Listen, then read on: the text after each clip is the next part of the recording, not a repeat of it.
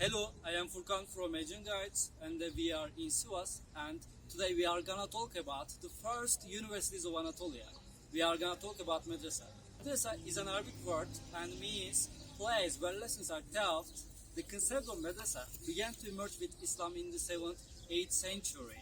Initially, education was given at the masjids or mosque and this education was especially religious. It's like reading the Quran, which is holy book of Muslims.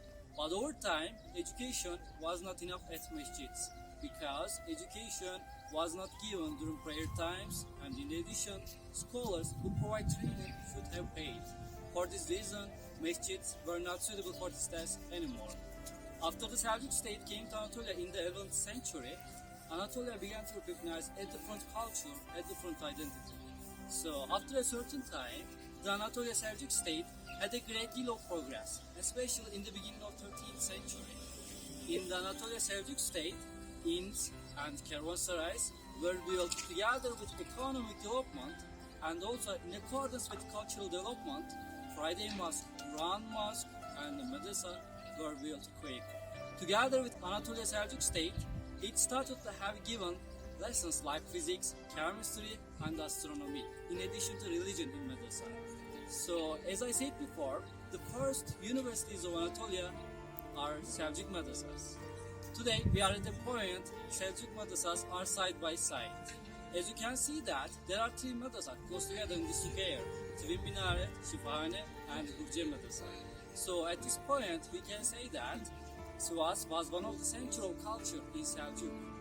Can you imagine that once upon a time, this area was the campus of today's universities? This great madrasa behind me is Buruciye Madrasa and it was built during the Anatolia Seljuk state in the 13th century. And this madrasa has the most regular symmetry among the madrasa in Anatolia. The main facade wall was built in ashlar and the side walls and rear walls were built partly ashlar and rubble masonry. Also bricks were used in this structure. Now shall we look at closer to this unique structure? Density in stone processing is at the crown gate. It was made by carving yellowish colored stones. Star, rumi and geometric motifs were processed. So to speak, we see the stone turned into paper at the crown gate.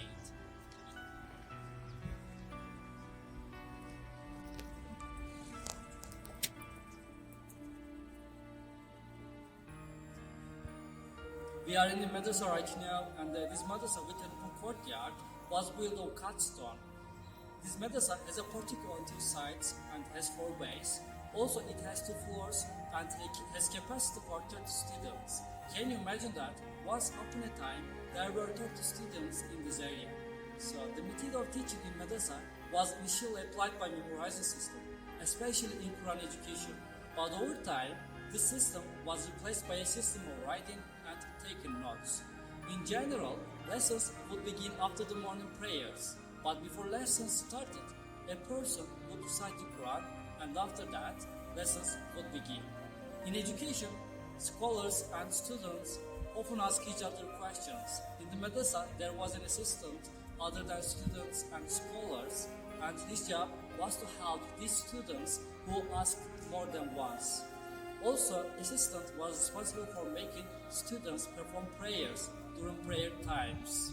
So the Madrasa have a large area where all students could teach in common. In general, scholars would give lessons this area. Also, each student had a separate room around this area, and after lessons, students would go to its own cell. Despite all the activities, the madrasas were not financially harmed because foundations were established to cover the expenses of scholars and students. Thus, these educational institutions were not financially damaging to the state. The Seljuk state, which gave an importance to education, has left unforgettable traces in history. It's like this madrasa.